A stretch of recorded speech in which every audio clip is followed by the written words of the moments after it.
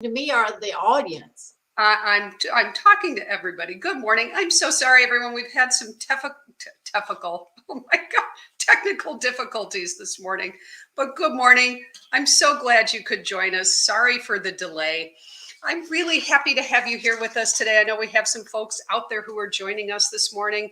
If you're there, please let us know. Just write your name in the chat box. Sandy, I know you were going to join us this morning. So if anyone is out there and would like to say a quick hello, we would love to hear from you. So good morning and welcome to the Juniper Center Thrive Live. This is our monthly broadcast where we have conversations with all kinds of people.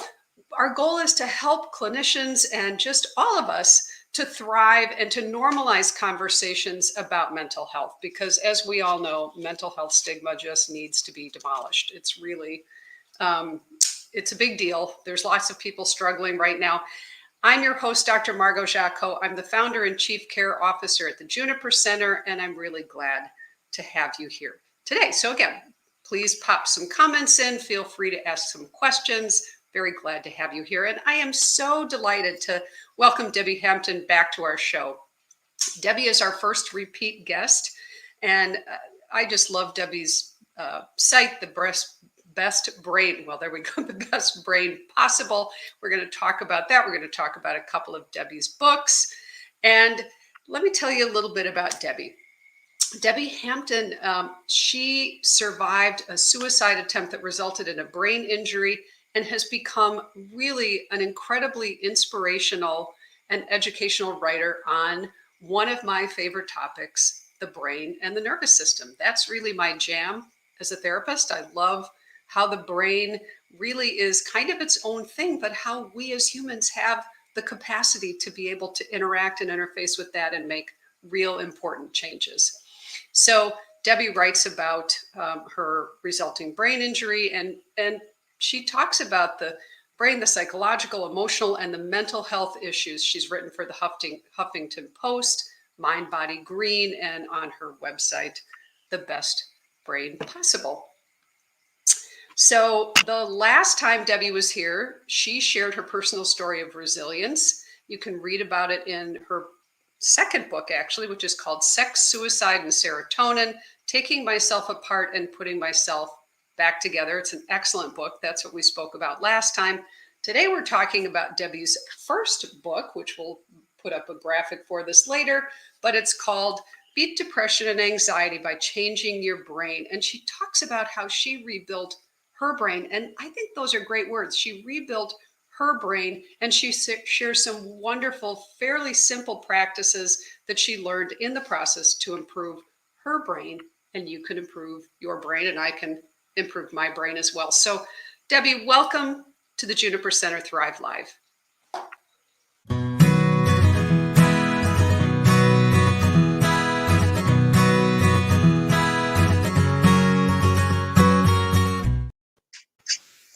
Well, good morning. How are you? Good morning, Margot. I'm good. Good. Well, thank you for coming back. And I want to quickly say good morning to Sandy and Kate and Vera and Meg. Hi, Meg. So nice to have you here. And Karen, David, and Julie. That's who we have with us so far. And of course, Debbie. So glad to have you here. And, you know, Debbie, I'm sure when people talk to you, they talk to you about how inspirational you are. I'm sure you hear that word frequently. And I want to say that I also find you to be incredibly generous.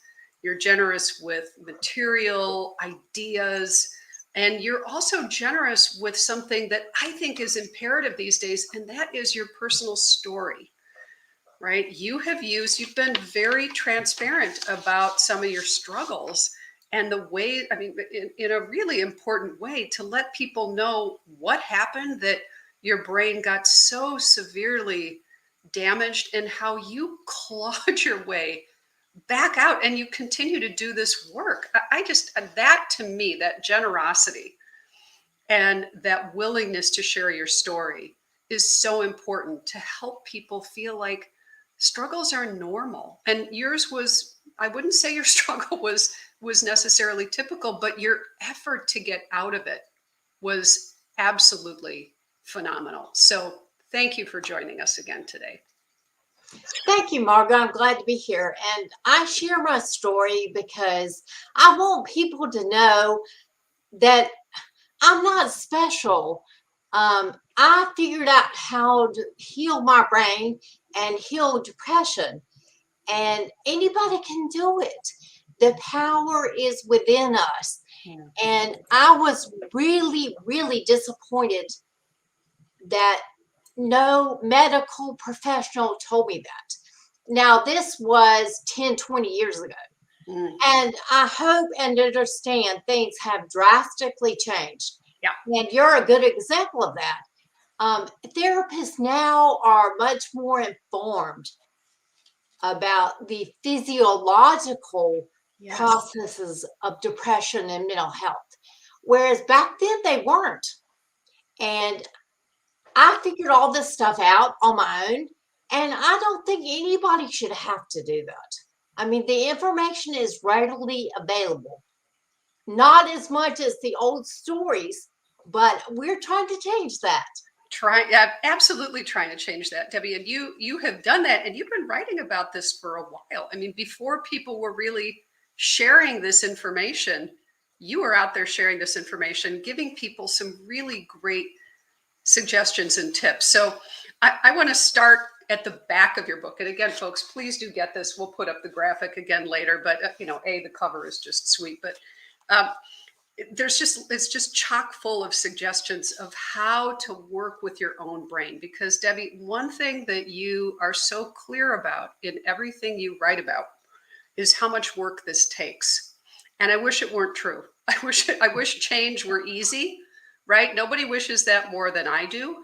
And I can't tell you how many times I've been working in therapy with someone, or I've even felt this myself at times where I think, oh my gosh, this is hard. This is a lot of work. But the reward is there, but you must put in the work or you're not going to get there. So I'd like this is actually chapter 31, and you quote Friedrich Nietzsche, who says, "That which does not kill us makes us stronger." I think many of us has heard that. You're absolutely living proof of that. But you're talking about, in the chapter is called "The Upside of When Things Go South," right? Because most of us think, oh my gosh, I hate when things go wrong in our lives. But unfortunately, because this is such difficult work, change is hard. Nobody likes to do it.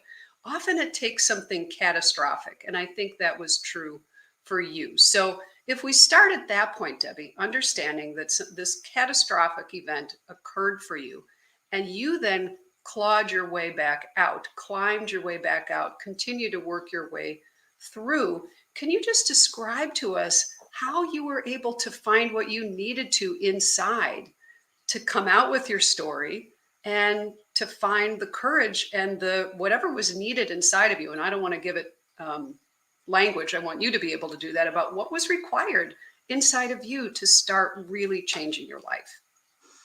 Well, Margot, bottom line was I was severely brain injured.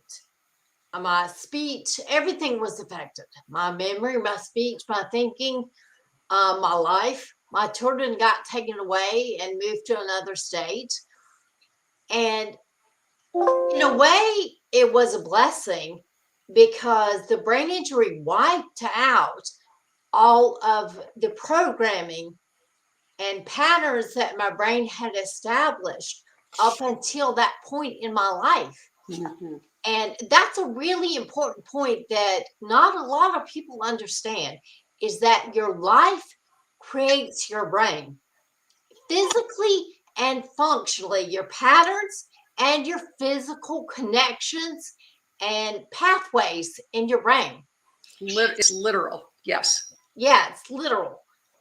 And that can hurt us, which it did me because I grew up learning dramatic, catastrophic thinking, very reactive, such as committing suicide or trying to. And I learned very negative ways of coping, and those get wired into your brain, and they got wired into my brain. But the good side of that is, okay, a lot of that up until we are aware, it's subconsciously programmed from our families, our schools, churches, society. And then at some point, we become adults and we realize, wait a minute, that doesn't work for me. That's not what I believe. And we have the capacity to rewire our brains intentionally. And that's where the work that you spoke of comes in. It does require a lot of work. It requires repetition, intent, and direct guidance, but you certainly can do it. And in my case, I thought, okay, I obviously can't exit. I tried. It didn't work. I only made things worse. And I thought, if I have to live, I am not living like this. So I set about changing my brain and I set about changing my life, and I did. And again, I want anybody to know they don't have to have a brain injury or a catastrophic event, but they can do this too. I mean, it took that for me to learn what I needed to know, but you don't have to do that. But you don't have to, right? And we talk about people having to hit bottom, right? And that's a phrase that's used a lot in the addictions community. People have to hit bottom, and yes, I get that. I mean, but we're hoping, and Debbie, that's part of the message that I'm glad you're sharing, is that people don't have to hit absolute rock bottom in order for things to change. But how would you say, and part of why I like this, I mean, I'm a therapist, so, obviously this is what I talk to people about all the time. I'm also a consumer. I've been to therapy many times. I've had, at one point, a couple times in my life, I had debilitating anxiety. I was a very anxious kid, very anxious in my early adulthood, right? Plenty of trauma and chronic stress. And, my brain got wired in a particular way. So, I don't necessarily talk, obviously, to my clients about that, because that's not why they're there. They're not there to, learn about what's gone on in my life. That's right. But I'm a user, I'm a consumer of things like your book and of therapy services. So how would you suggest people begin? Like, if people are at this point where they're saying, oh my gosh, you as someone who has walked this path, and that's really your motivation for all that you're talking about, how would you suggest they begin? Well, first of all, people have to realize that there is no separation between mental and physical health. It was just in 2015 they confirmed that your lymphatic system, which is your immune system, affects your brain and it runs through your brain. Until then, they thought your brain was what's called immune privileged, and that it wasn't affected by your immune system. But now they confirmed that it most certainly does. There is no difference between mental and physical health. Health is health, and health is a lifestyle, mentally and physically, which involves your diet, it involves exercise, it involves sleep, it involves who you surround yourself with. And a large part of recovering mentally is working with your mind and thoughts and realizing that you have influence and that you can change that. And by changing your thought patterns, you change your physical brain patterns. And you do that through mindfulness. And I'm not talking about mindfulness as some spiritual tool. It's actually a mental health tool that many therapists are using, like you, and many therapies are based on it. Your brain is capable of change. A characteristic called neuroplasticity, and it changes based on what you do repetitively in your life and over time. And that's how I recovered from my brain injury. I harnessed neuroplasticity And if something physically was difficult, I zeroed in on that and worked on it. Like mental dexterity was really difficult. So I worked on that every day for years. Speaking was difficult. So I worked on that every day for years. And the same goes for your mind. If you have repetitive, negative, depressive thoughts, you can change that. There are many, many ways on my website and that people can just Google thought reframing, affirmations, uh, visualization. There are all kinds of different ways. You don't have to believe what your brain says. Your brain's priority is always, always your safety and preserving your life. So it errs on the side of anxiety and fearful, depressing thoughts because it wants you to keep safe. It doesn't want you to venture out in the world. But a lot of times, you can see my looking, Sweet. a lot of times, anxiety is showing you exactly where you do need to venture out or where you need to challenge your thinking. And so it's depressive thoughts. I mean, it's showing you where you need to challenge your thoughts and work on your thoughts. And I mean, working with your mind is a big thing. Diet is huge. Um, they have found that you have another brain basically in your intestines, in your gut, called the enteric nervous system. And it directly communicates with the brain in your head via your vagus nerve or the gut brain axis. So, what you eat has an immediate, almost a direct influence on your thoughts and your mental health. And think about most Americans' diets these days. I mean, it is not conducive to microbiome health or physical health. We eat way too many. I mean, what you want to do is go back kind of to what our ancestors ate. Lots of green, lots of raw fruits.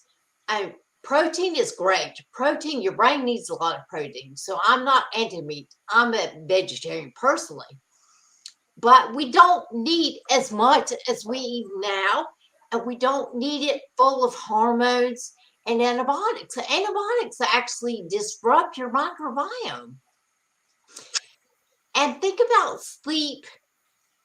Um, our our brains weren't made for marathons.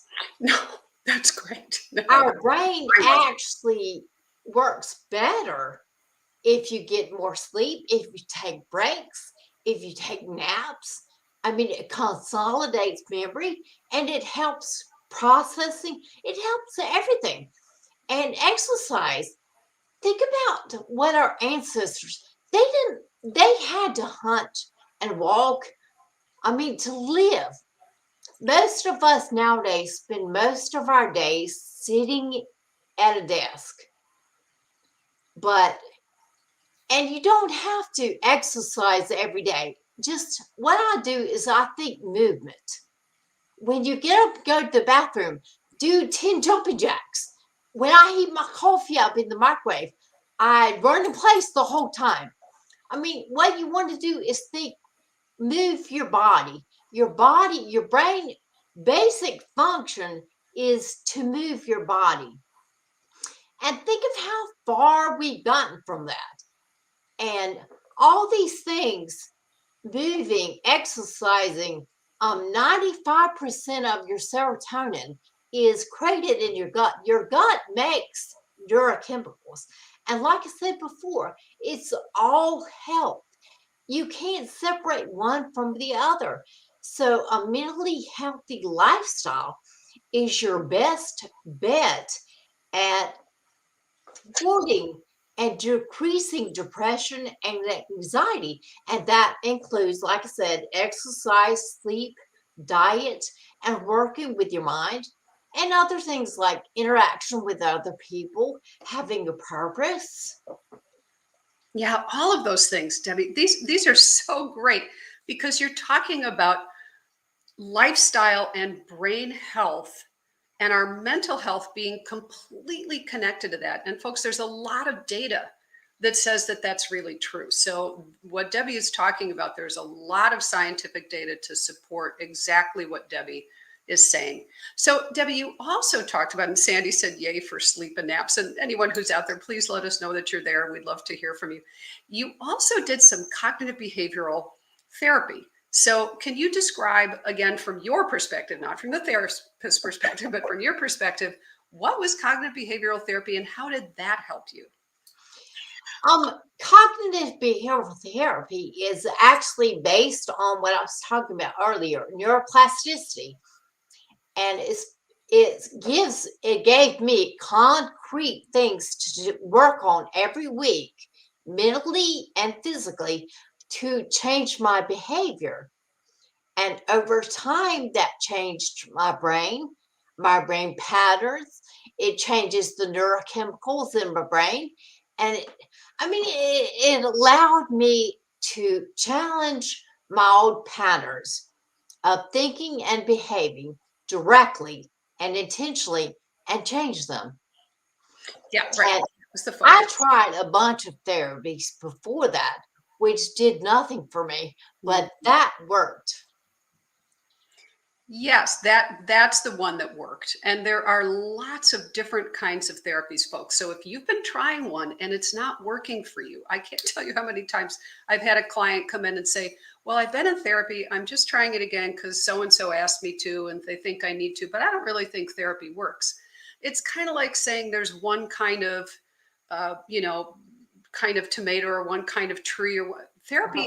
There are lots of different kinds of therapies. And in this book, Debbie, you talk about the various kinds of depression.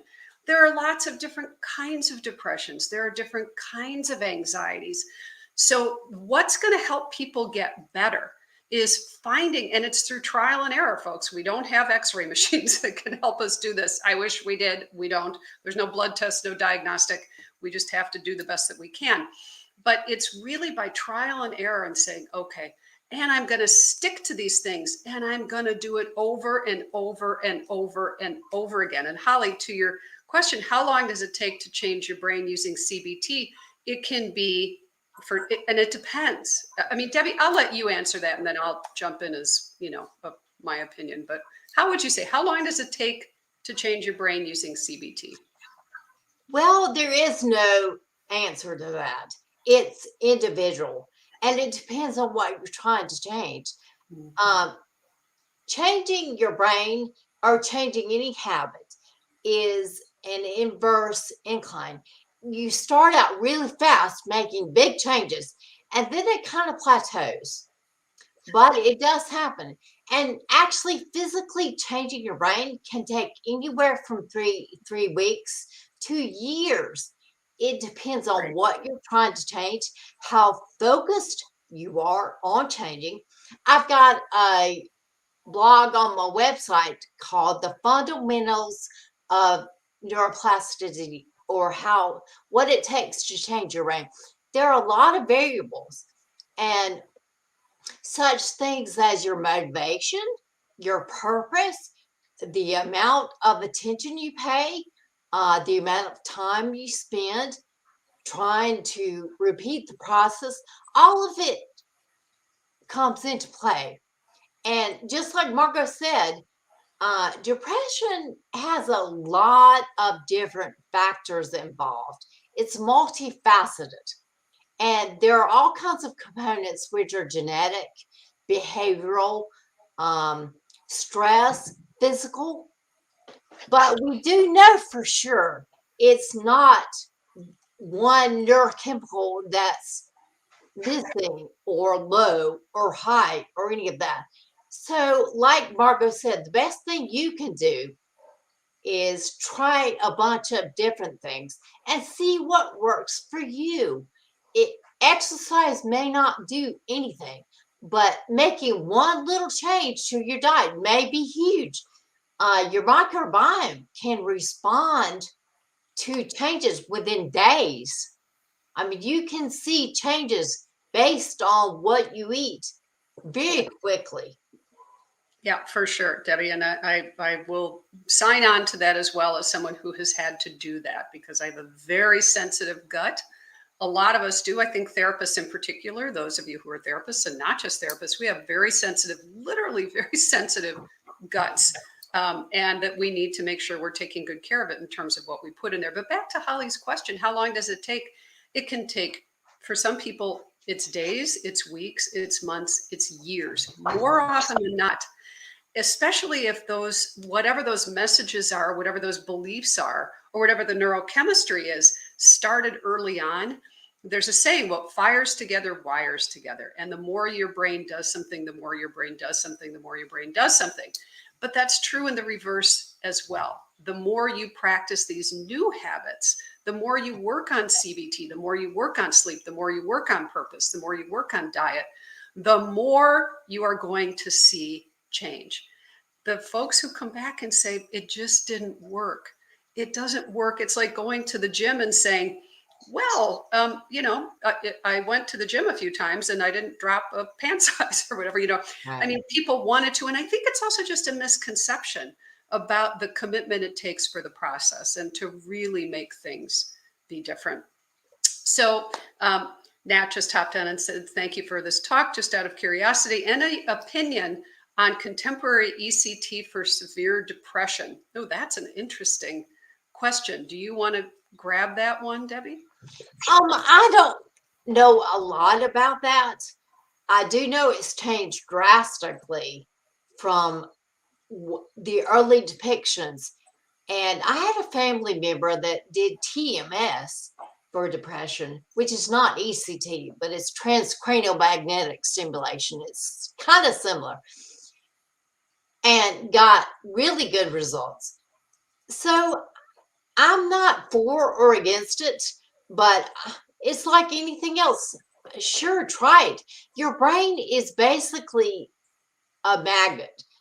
It's an electrical machine which can be reset. I did cranial acupuncture where they actually stuck needles in my head and hooked me up to a machine that sent electric currents into my brain. And I really think that helped recharge it like a battery after my brain injury. So I would say, I think it has distinct possibilities. And I would encourage you to, or anybody to investigate. Yep. Investigation. Exactly. Anything is worth looking into. Now, ECT, for people who are not familiar with that, is electroconvulsive therapy. It is a huge shock that goes into your brain. People tend to lose short-term memory around that time. But I've talked to folks, I've had clients who have had ECT and have had some really good results. It's considered kind of a bit of a last resort. Right. TMS is far less invasive. Right. There's now research on, for those of you who are perhaps reading about this or not, so psychedelic assisted therapy, psilocybin, ketamine. So there's a lot going on in the field right now, trying to help people find ways that aren't just sitting and talking. Now, don't get me wrong, and I am a big believer in talk therapy. Talk therapy can help rewire your brain as well.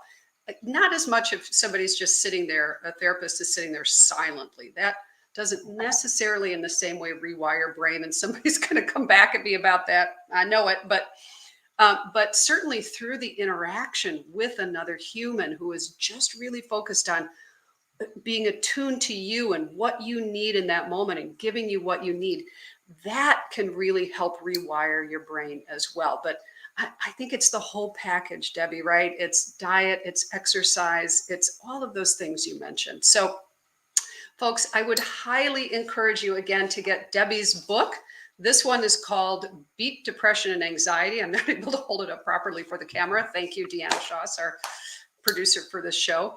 And it's just chock full with some of Debbie's story, with the litany of things that you have tried. I mean, I think it's good for people to hear there are lots of different things you can try.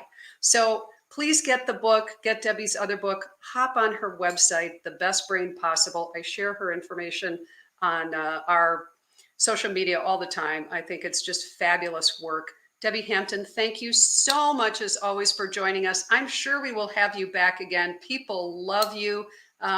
Very quickly, Meg would love to hear more about each of these types of therapies sometime. Absolutely, we will try to do shows that would highlight these different options because they're really showing some real promise for people. So thank you everyone for joining us. This will be available on our website to watch after the fact. This will also on YouTube. You can find it on YouTube. But thank you all very much, everyone, for joining us. Debbie Hampton, always a pleasure to speak with you. You are a lovely human and so generous. Much appreciated. Everyone, have a wonderful weekend. Be well.